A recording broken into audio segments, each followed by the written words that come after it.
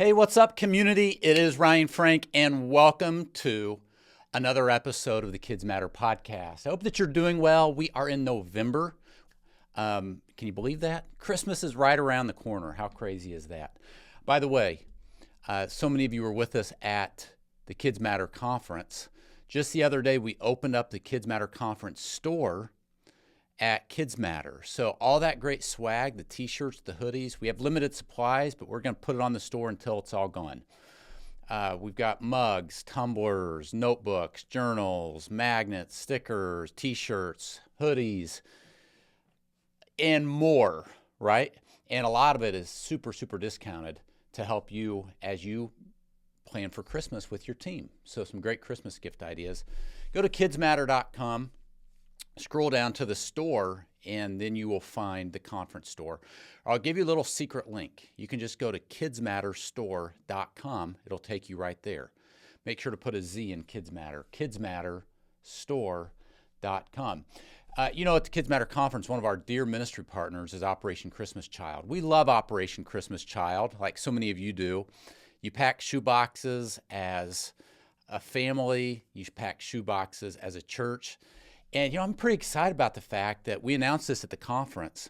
You can win a vision trip with Operation Christmas Child to go overseas on an international trip and watch kids open their shoe boxes and experience firsthand the outreach tool and discipleship tool that Operation Christmas Child is in communities all around the world. Learn more about this at kidsmatter.com/OCC for Operation Christmas Child. That's KidsMatter with a Z, kidsmatter.com/OCC. And it's really simple to enter this contest. Go enter the contest. One of you can win an all-expense-paid vision trip with Operation Christmas Child. Now, today, I'm excited to share with you an interview that I had with Dania Yagado Andraos is her full name. Dania Yagado Andraos, and I'm sure I pronounced that perfectly. Probably not. But Dania, here's the cool thing about her. She grew up in the Mideast, and she received a shoebox gift. And it literally changed the trajectory of her life. I can't wait for you to hear the story. This is going to encourage so many of you that pack shoeboxes. And those of you that have considered packing shoeboxes, I think that this story is going to inspire you to become a part of this ministry, the ministry of Operation Christmas Child. Friends, once again, thank you for tuning in to today's Kids Matter podcast. I'm Ryan Frank, founder, creator of Kids Matter.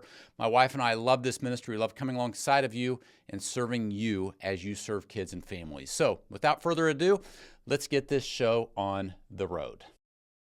Hey, Dania, welcome to the podcast. Hello, thank you for having me, Ryan. Hey, well, thank you for being here. As I said in the introduction of the podcast, we love Operation Christmas Child, and we love the impact that it has. This ministry has globally. Sometimes, you pack all these shoe boxes, and we talk about the impact globally and the hundreds of thousands and millions of lives touched, and you forget that it's one story, one life at a time. And so I'm so excited about this conversation with you, Dania, because we are talking to somebody who received a shoebox. You literally received a shoebox when you were a kid, right? What was that like? Mhm. Tell us the story. It was the highlight of my childhood. Mm. Um, I I was around 5 years old, and every time I remember that story or that event in my life, I'm just filled with joy, and all the flashbacks come back to me because that Yes. was the first gift that I had ever received. But just backtracking a little bit to give you a context of the environment I grew up in, just Yeah. so you can have an idea of why the shoebox was so impactful Yep. for me and to my family as well. Yep. I come from a country where about 98% of the population were not Christians. Mm. So when you think of that That's number, crazy. Yeah. it's so different from what we know it. here at least. And I remember my family being persecuted because we were followers of Jesus. And Mm. the persecution took so many shapes and forms. And I remember one of the things that my family had to go through was uh, people of the village not only verbally coming against my family, but also messing up with our property. For Really? example, my father had a little shop to fix and sell watches, and he went one morning to his shop and he realized there was burned oil poured all over his front door of the shop. Mm. And there was a threatening letter posted on that shop, and the letter basically said that if he did not stop telling people about Jesus or leave the village, then we would burn the store and we Wow. were having your family. Wow.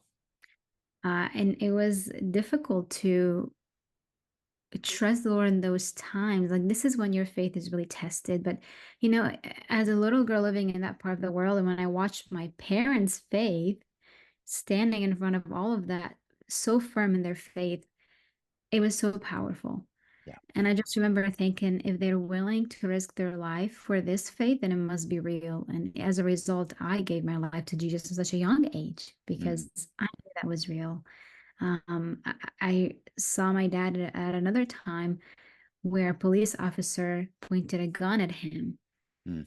And he told him, we had warned you so many times to stop sharing this nonsense of Jesus of yours, and you Yeah. need to stop doing it, or I'm not afraid to use my gun. And that was the closest time when my dad came to death that I can think of and remember.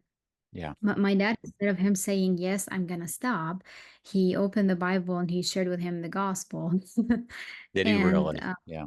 he did. And after those few minutes that my dad asked for turned into hours of conversation. And by God's grace, by the end of it, that police officer asked to give his life to Jesus as Wow. well. What a story. This, I think sometimes as, Americans, we think we're persecuted when, um, somebody says something mean on our Facebook, or comments something mean on our Instagram, and oh, persecution, and that is persecution in one element, I guess. But this is, I mean, really, I think we lose sight of the fact that so much of the world, I mean, there are people like your dad that literally are in a culture where that you grew up in, 98% of the people are unbelievers. There is, I mean, your life is on the line. This had to make an impact on you as a kid growing up, didn't it? Very much so. My parents, as they stood firm in their faith, and even when that meant risking their own lives, Mm-hmm. I remember I became very bold in my faith at such a young age, even though it was hard. I was the only follower of Jesus in my entire school. Yeah. And that meant that when I go to school, all the students and teachers would be talking against my family. There were times I remember I was sitting in the classroom where the teacher used to tell the students not to hang out with the evangelists, not to go to their house, and not to do anything that associate with them. Yeah. And I was the only one. And my heart used to sink within me because I knew she was talking about my family. So the feeling of rejection was just there and was constant as we faced persecution from everybody around us. And, that was just one of those challenges we faced. The second was severe poverty. I shared Okay. about my dad's job being targeted, Yeah. but that poverty was very difficult. And being in a third world country, it was very hard to make it by. School supplies was hard to get. Hygiene items was difficult. In fact, I remember there were times when my mom used to take a toothbrush that one of my family members have used, and she used to put it in a hot boiling water Mm. and then give it to one of us to use because we could not afford buying one for each member of my Wow. family. Mm. And food was hard to get by. Sometimes we had to take a banana and cut it into very tiny pieces Mm-hmm. so each one of us can have a piece. And Ryan, you may laugh at this, but I actually have not had a full banana up until I came to the US when I was Is that 17 years right? old. That's Yeah, crazy. Yes. it's crazy to think about. It was just very difficult times. Sometimes we had to eat. raw onion and bread for dinner Mm-hmm. because that's what we were able to afford. So Yeah. these were the major two challenges that my family went through living in the Middle East. But one of the things that my family were very um, strong and their strong suit was prayer. And I just remember my mom, strong prayer warrior, and still this day, she always pointing us to bring all of our needs to Jesus, Mm. and even in the darkest of times. And so I, led by my mother, I started to pray for the things that we needed and even Mm-hmm. things that we wanted that my parents could not afford for us. Mm-hmm. One of the things I really wanted to have was my very own toys that no one has used Uh, because I didn't receive gifts on Christmas or even on my own birthday. And so that was something so special I desired to have. mm-hmm. There's something very specific I remember my family needing at that time, and that was to have a radio so we can listen to a Christian radio station. Okay. And that was a big deal for my family living in the Middle East where Christian resources were very limited to have access to Christian music and sermons in our own language through the radio. Mm-hmm. It really would have been such a big deal. Mm-hmm. But we just could not afford something as a radio. But being a family that trusted the Lord with every need that we had, the radio is one of them. Um, until that very special day came when I received my shoebox gift. It was, we went to a church gathering, and I just Yeah. remember a lot of boxes, huge Mm-hmm. cartons of boxes there. They shared the gospel and they start to call the names of children to come and receive a gift. And when my name was called, I was filled with excitement. I remember I was shaking, my heart was racing because this was the first gift that I had ever received. And I could not believe it. It was so hard to believe. But when I put my hands through that shoebox gift and opened it, I saw school supplies. Mm-hmm. They were, I love the decorated pencils. That was one of the Okay. highlight supplies for me. You know, they had Mm-hmm. little candy canes, little Christmas trees, Mm-hmm. and I actually thought somebody decorated them for me. Oh yeah. Yep. I hadn't seen something like that. I saw lots of toys. My favorite was a slinky that I thought it was a bracelet, a Beanie Baby that I love so much, and also hygiene items. I get to have my very own toothbrush, Mm. and that was very special. Yeah. Yeah. As we were pulling all of those items from inside the shoebox, we saw another small box inside. And when we picked it up and we opened it, we could not believe our eyes because inside of it there was a mini, fully functional radio. Wow. Wow. Isn't It God so was, good? yes, yes. No, I don't know, we're out of millions of boxes, you know? out of millions of boxes. Now, were your parents there at the church when you opened that box? Yeah, so actually when we received the box at the church, we had to wait until we go home because my mom didn't want me to lose any of the items. So anyway, we went as a family, we Okay. opened it in our living room, and we sat in a circle. My brother also received the shoebox. So I remember when he opened that gift, everybody's eyes were locked into the items because it was just so special. But Yes. when that Yes. video came out, I remember my mom's eyes wide open, the excitement, the joy, and just the realization that God provided our need and I answered love that. prayers. That had to be such a testimony to your young heart, Yes. and to your family. And I understand that since then you have found a replica of that radio that you have. Yeah. How neat is that? How did you find that? On eBay, thanks to Did eBay. you really? Yeah. When I came to the US and got connected with Operation Christmas Child, and I realized that, the ministry asked if I'm willing to share my story. So when I was gonna do that, I thought, how neat would it be if I can actually find a replica of the radio I got? Because, when we left the Middle East as refugees, we had to leave everything behind, Okay. including shoebox items. And so when I came to the US and connected with the ministry, I was determined to find an exact replica. And so I found it on eBay, and I was so grateful. I carry it with me everywhere I travel to share my story. I So bet. people, yeah, yeah. Mhm. I love that. I love that. Um, and now you are no, are you allowed to say what country you grew up in? I don't know if we talked about that. No, so it's sensitive country, but I can That's see the fine. Middle East. It's the Mid Middle East. East. Okay, Yeah. Mid East. So you came to the United States. How old were you when you came to the United States? About 17 years old. About 17 years old. Okay. And since then, you have connected with the Ministry of Operation Christmas Child. Tell us that story. How did that all evolve? Yeah, so when I came to the US, that first month of being in the US, I met a lady who was organizing shoeboxes at the church I went to, and then she asked me to go to the warehouse where they process all of the shoe boxes. So Okay. we Yeah. the Operation Christmas Child has 8 of those processing centers around the Yeah. country where all the boxes go to be inspected before they're shipped to children.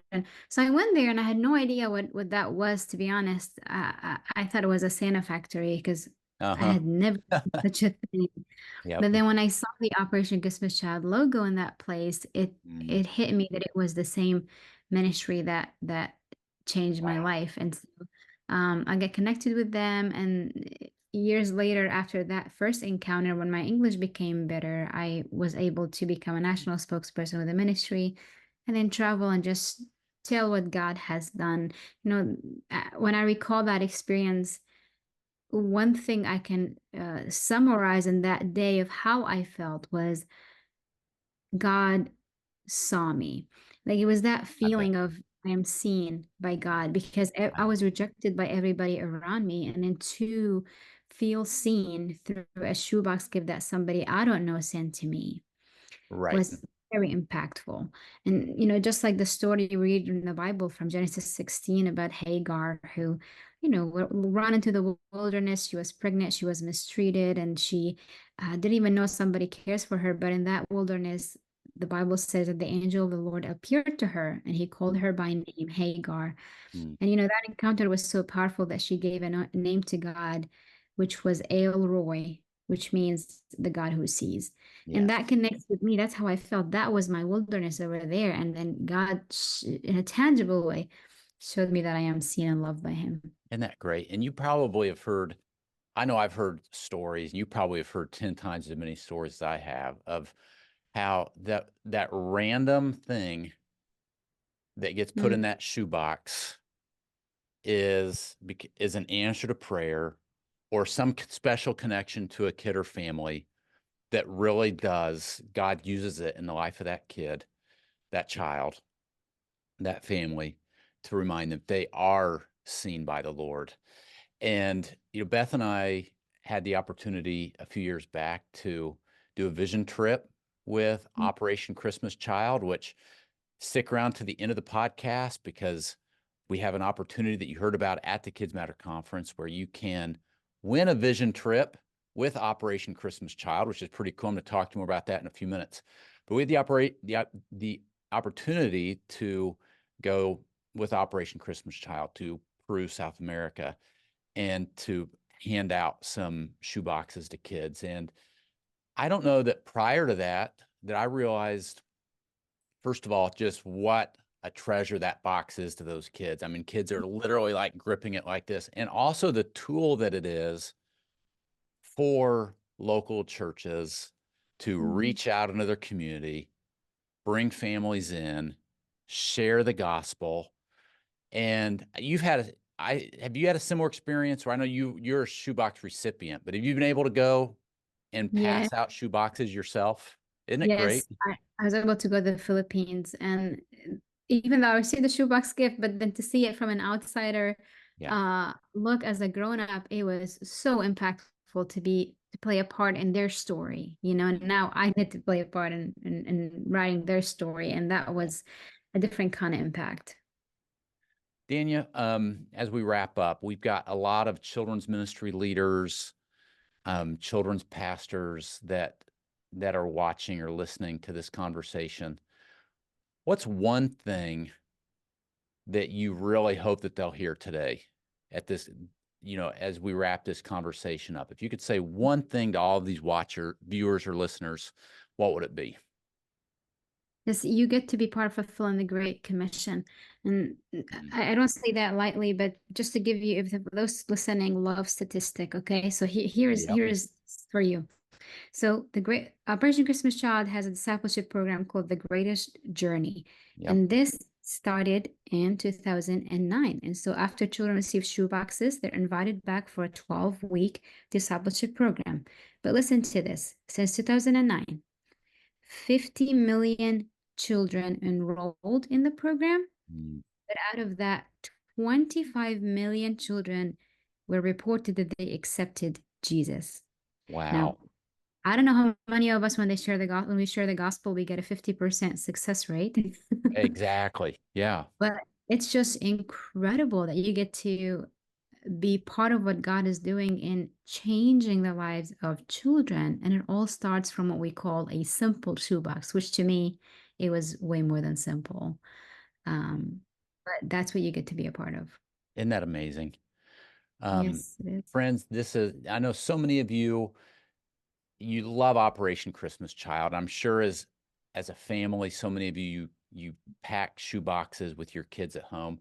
I want to really encourage you to think about what can we do in addition to what we normally do. So maybe as a church, you set a goal, or as a children's ministry, or your Sunday school class, or your Wednesday night program, that this year we're gonna fill so many shoe boxes.